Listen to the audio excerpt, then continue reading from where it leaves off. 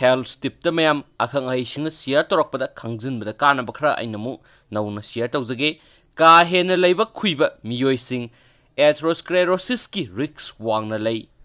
माई खुइब हाइबसी सही यमसिलकपगी हौना सानी अदुबु कनागुंबगी लैब का हेन खुइब यावी का हेन लैब खुइब मियोइसिंग एथेरोस्क्लेरोसिस की रिस्क वांगना लೈ हाइब नौना थिजिनबदगी खंगलै एथेरोस्क्लेरोसिस हाइबसी ई उतोंग मपंग पैसिलकपदगी उतोंग खुजिलक्तुना ईगी इसेलदा अकायब थोलकप थमोइगी लैना अमनी खुदोंगचादब असि मायोक्नरब मियोइसिंगदा ऑक्सीजन मरांग कायना यावबा ई तोंगान तोंगानबा कयातसिंगदा यौरक्तबा मरमना मखल कयागी लैना ओइरई ई उतोंगदा मपंग पैसिलक्तुना ईगी इसेलदा अकायब थोलकलबदी कोरोनरी हार्ट डिजीज ओइरक्तुना हार्ट अटैक फोबो तौरक्पा याय एथेरोस्क्लेरोसिस ओइहलकपगी मरुओइबा मरमसिंगदी माइखु सिजिनबा ईदी यावबा कोलेस्टेरोल वांखलकपा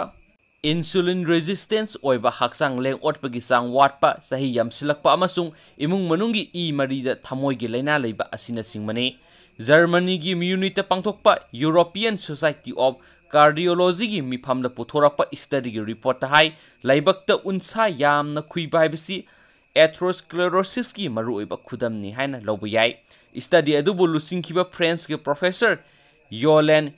स्किरोल ना हाई कोलेस्टेरोल वांखलकपा नत्रगना हाइपरटेंशन हाइबसी मिटना उबा ngamba nate maram aduna irai laina khangba ngamgadaba atai risk factor sing thigatlubada laibaki unsa khuiba haibasi heart disease ki maruoiba risk factor ne haiba khanglakpane mamangna satakhiba study singda sahi matang sadana koktangba amasung pok horakpa haibasi su heart disease ki maruoiba khudamne haiba khangba ngamkhrabane उनसा खुइबा अमसुम cardiovascular disease की मरक्ता लैनबा मरी की मतंगदा study की रिपोर्ट हाई उनसा खुजिलकपा अमसुम आर्थरोस्क्लेरोसिस हाइबसी ऑक्सीडेटिव स्ट्रेस अमसुम कोलोजन प्रोटीन लेवल दा अहोंगबा लाकपन ओहेलकपने मसिगी सु मथक्ता लैबकी ई उतोंगसिंग यामना कुप्पना ख्वाइदगी हेना अमांग अता थोलई अमसुम एथेरोस्क्लेरोसिस की खुदम उथोरई मरम अदुना ई ने यावबा लिपिड टेस्ट तौबा अमसुम ब्लड प्रेशर ओनबगी महुत्ता इचम चमना लैबकी मवोंग मतौ येंगलगा एथेरोस्क्लेरोसिस की रिस्क खंगदोकपा याय हैना रिसर्चर सिंगना फोंदोरखी ई उतोंगदा मपंग पाइसिलक्तुना कंसिलकपा अमसुम खुजिलकपगी थवोंगबु एथेरोस्क्लेरोसिन हाइना खंगनै थवोंग असिबु आर्टियोक्लेरोटिव वास्कुलर डिजीज हाइनासु खंगनै फिबम असि मायोक्नरबा मियोइसिंगदा हक्सांगी मफम सिनबा थोंना ई सेनबा ngamde हार्ट की ई पुरंबा आर्टरी फावरगा हक्सांगी मफम सिनबा थोंना सेली आर्टरी द यावबा अपाबा अमसुम अनानबा सेल सिंगी लेयर अमना मरम ओइरगा ई सेनबा मतेंग पांगसिली हाइरिबा सेल सिंग अदु एंडोथेलियम कवि एंडोथेलियम अमांग अता थोकलबा मतमदा खुदोंग थिनिंगाई ओइरबा कोलेस्टेरोल ना आर्टरी की वाल दा पैसिलकलबा मतमदा एथेरोस्क्लेरोसिन ओइरकपनी मतमदुदा हक्सांगी हाइट ब्लड सेल सिंगदा ई उतोंगदा नपसिनबा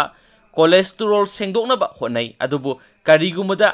हाइट ब्लड सेल सिंग अदुबु कोलेस्टेरोल दा नपसिनखरगा मपंग ओइना पैसिनबदा यावखी मसिना मरम ओइरगा ई उतोंग फुंजिनखिबदगी ई सेनबा ngamdaduna हार्ट अटैक नत्रगना स्ट्रोक किडनी फेल ओइबा एन्यूरिज्म अमसुम एराहिथामिया ओहेलपा याय हार्ट ना ई थादोरकपा ngamdaba नत्रगना हार्ट यौना ई सेंसिलकपा ngamdaba मतमदा heart fail नत्रगना heart attack तौरकपने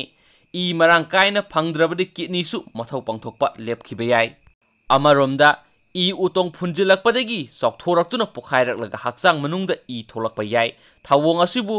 aneurysm हाइना खंगनै ईगी इसेलना brain जौबा ngamद्रबदि brain दा ऑक्सीजन वालक्तुना ब्रेन की सेल सिंग सीखी अमसुम स्ट्रोक तौरई ईगी इसेलदा अपनबा थोलकलबदि एराहिथामिया हाइना खंगनबा थमोइगी मिहुल तांथा कायरकपगी थवोंग अमसु ओहेलकपा याय ओहेलकपा याबगी मरुओइबा रिस्की फैक्टर सिंगदी माइखु सिजिनबा ब्लड प्रेशर वांगबा ईदी यावबा सिनीगी चांग वांगबा नुंगसित मोटसिलकपा हक्सांग लेंग ओटपगी चांग वाटपा अमसुंग इमुंग मनुंगी ई मरीदा लोंगनरकपने मांगजोंगना ngakthoknabagi matangna lokhatpa yaba section thorangsingdi sang naina haksang sajal tawba machi oiba chinjak masal suna saba tumba yahobagi matam naiba wakhal charang na handaba maikhu sijinabagi hainabi thadokpa amasung mayai kaba chinjak sijinadaba asina chingmani haina akhangai singna share tobirei and thank you.